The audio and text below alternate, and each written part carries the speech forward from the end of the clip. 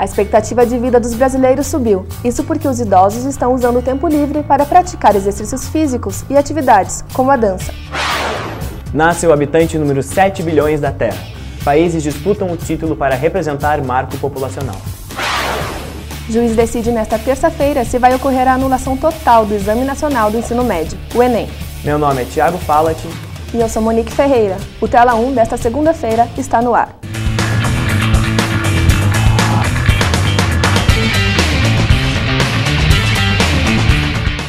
Membros do Instituto Nacional de Estudos e Pesquisas Educacionais, o INEP, defenderam nesta segunda-feira a anulação do Enem apenas para os alunos do Colégio Cristos, em Fortaleza.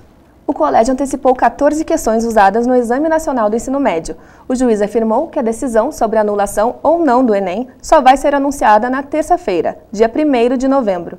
A diretora do INEP, Maria Tereza Barbosa, afirmou que não houve furto de pré-testes, não comprometendo a execução do exame.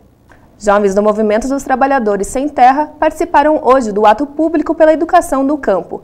O objetivo é entregar ao governo do estado algumas reivindicações em pauta. Houve manifestações culturais, apresentações artísticas, oficinas, passeios e palestras. Confira na reportagem a seguir. Curitiba é sede do 9º encontro do Sem Terrinha do Movimento dos Trabalhadores Rurais Sem Terra, o MST, do estado do Paraná. Estão reunidas na capital aproximadamente 1.700 crianças de 7 a 17 anos, filhos de assentados. O objetivo do encontro é a luta pelas escolas nos assentamentos e pelo consumo de alimentos sem agrotóxicos. As crianças estão alojadas no Parque Newton Freire, no município de Pinhais. Além de se reunirem pela educação, os Sem Terrinha também realizaram algumas atividades, como o piquenique agroecológico e também um teatro de bonecos que conta a história do povo do campo.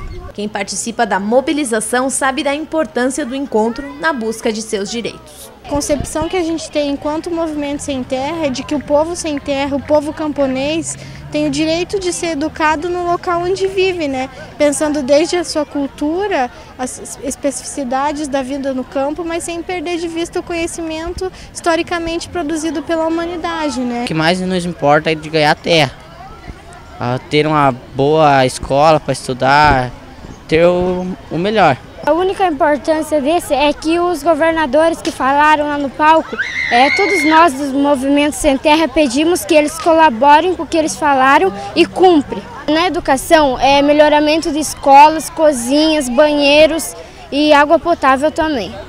Vamos falar do tempo. Hoje a capital paranaense amanheceu ensolarada, mas o frio permaneceu. Como fica o tempo amanhã? Em Curitiba, céu nublado com previsão de chuva. A máxima é de 18 graus e a mínima é de 9. No litoral, vai chover o dia inteiro. A temperatura varia entre 20 e 14 graus. Ainda sobre o tempo, chuvas de granizo e vendavais que aconteceram neste final de semana afetaram cerca de 135 mil pessoas no Paraná. Segundo a Defesa Civil, uma pessoa morreu e uma criança está desaparecida. Ao todo, já são mais de 270 pessoas desalojadas. 3 torres da Copel caíram devido à forte chuva, deixando mais de 60 mil moradores sem luz. Os municípios mais atingidos foram Foz do Iguaçu, Santa Helena e Santo Antônio da Platina. Vamos mudar de assunto. A ONU definiu hoje como a data simbólica do marco populacional de 7 bilhões de habitantes na Terra. Diversos países ao redor do mundo disputaram o título de bebê 7 milhões. Saiba mais na reportagem de Thomas Maier. Na sua opinião, qual é o grande problema do mundo? O aquecimento global. Fome. Eu acho que é a violência. O mundo está virado naquilo, tem sem segurança, sem nada, guerras no Iraque, essas coisas todas que atrapalham tudo. A lista de problemas que a humanidade enfrenta não é pequena e tem mais um agravante. De acordo com o Fundo das Nações Unidas para a População, hoje, dia 31 de outubro, o planeta Terra chegou à marca de 7 bilhões de habitantes. Uma recém-nascida em Manila, nas Filipinas, foi considerada simbolicamente o bebê número 7 bilhões. Só que esse número gera contestação. O Departamento do Censo dos Estados Unidos, por exemplo, acha que a ONU foi precipitada. Para eles, só vamos ser 7 bilhões de pessoas em abril de 2012. Só que com consenso ou não, fica uma questão importante. Será que a Terra aguenta tanta gente andando por aí? O número estimado de pessoas no mundo vem crescendo rapidamente desde que o censo começou a ser feito. Só faz 12 anos que atingimos a marca dos 6 bilhões de habitantes e 24 anos desde que nasceu o bebê dos 5 bilhões. Essa taxa de crescimento tem muito a ver com o desenvolvimento da medicina, que implica na expectativa de vida de cada um de nós. Em 1950, por exemplo, a expectativa era que vivêssemos até os 48 anos, e a média atual é de 68 anos. Em outras palavras, é cada vez mais gente vivendo por mais tempo. A distribuição irregular de pessoas pelo planeta também é um ponto muito importante. Na Ásia está a maior concentração de habitantes, de 60%. Essa taxa é impulsionada pela China e pela Índia, os países mais populosos do planeta. Só esses dois concentram 2,5 bilhões de habitantes. O continente africano vem logo em seguida, concentrando 15% da população. Os 25% que restam estão divididos nas Américas, na Europa e na Oceania. E é justamente essa distribuição desordenada de pessoas que gera tantos problemas, principalmente na questão ambiental. Em relação ao crescimento populacional, uma vez desordenado, uma das principais consequências negativas é a falta de saneamento. Uma segunda consequência negativa é a falta de gerenciamento dos resíduos sólidos de forma adequada. A poluição, não só a poluição com resíduos, mas a poluição sonora, a poluição atmosférica que isso também pode nos causar, é extremamente prejudicial. Se hoje, com 7 bilhões, já precisamos nos preocupar com os recursos disponíveis, as previsões para o futuro não são muito otimistas. A ONU espera que o mundo tenha mais de 9 bilhões de habitantes em 2050 e que vamos passar de 10 bilhões até o fim do século XXI. É importante que cada um perceba que não importa o tamanho da população, a ação individual é a que acaba fazendo a diferença. Agora o assunto é insegurança. Assaltantes armados invadiram capela mortuária durante o velório em Curitiba. Pessoas que estavam no local foram rendidas e família decidiu suspender a cerimônia. Os ladrões levaram dinheiro, documentos e objetos. Os familiares pediram socorro à polícia e retiraram o caixão da funerária com medo da ação dos bandidos. O velório só foi retomado no dia seguinte. A terceira idade deixou de ser uma fase pacata da vida. Cada vez mais idosos procuram atividades para ocupar o tempo livre. Eu não tenho 74, eu não fiz 50 ainda, porque eu não vi uma velha que fizesse o que eu faço. Eu tenho cara, mas a minha cabeça é bem de menos.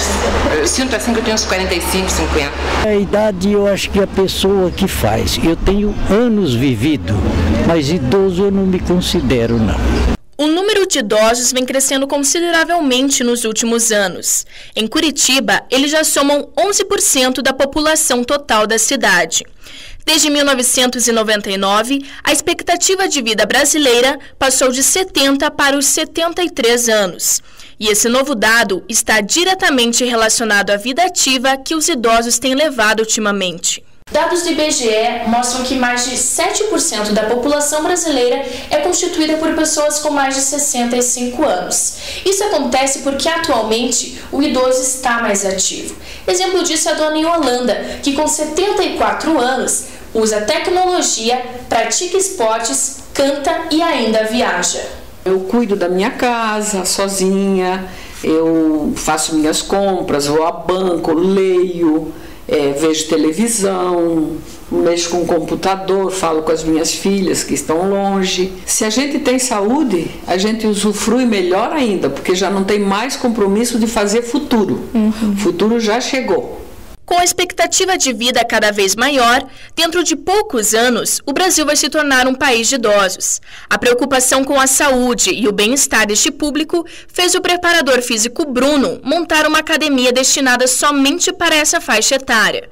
Segundo ele, as atividades para a terceira idade trazem diversos benefícios que melhoram a qualidade de vida. A gente pode contar vários benefícios, né? A parte física, ele ajuda a controlar o diabetes, ajuda a controlar a pressão arterial, né? Que são os hipertensos, ajuda a baixar o colesterol, né? O pessoal que tem problema de encurtamento, falta de força muscular, ajuda bastante também, aumenta o condicionamento físico dos idosos, ele acaba pegando mais resistência e mais força para fazer até as tarefas do dia a dia.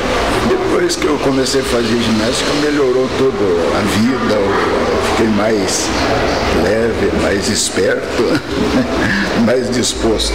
O envelhecimento da população é reflexo principalmente dos avanços da medicina moderna, que permitiram melhores condições de saúde à população com idade avançada. Os idosos mais velhos foram pessoas que nasceram e cresceram em épocas em que havia poucos recursos médicos, por exemplo, havia poucas vacinas, havia poucos tratamentos para as doenças disponíveis, ao passo que os idosos mais jovens já foram pessoas favorecidas por alguns dos avanços da medicina ao longo do século XX e de modo geral, são também pessoas que têm uma maior preocupação com a sua saúde. O novo perfil do idoso brasileiro está relacionado à busca de autonomia, respeito e atividades para enfrentar os últimos anos de vida.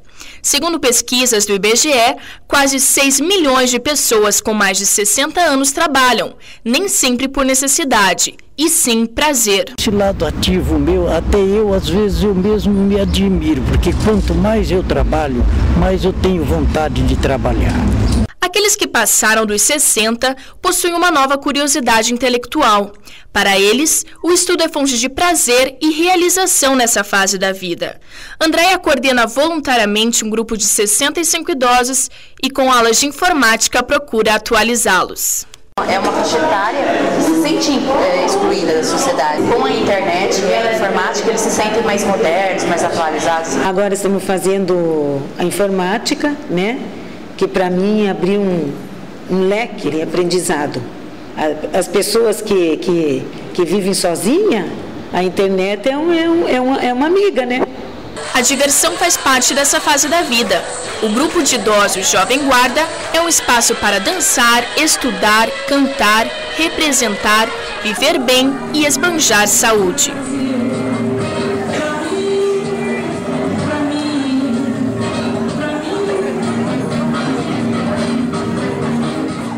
Os cursos de Publicidade e Jornalismo da Universidade Positivo se uniram para ajudar o Clube da Criança, escola que atende crianças carentes de Pinhais. A ideia é arrecadar dinheiro para a compra de alimentos. Se você quiser ajudar, é só comparecer na Pratice e comprar rifas dos alunos voluntários. O sorteio das rifas acontece no dia 8 de novembro e você concorre a um vale compras nas lojas Vírus e Endossa.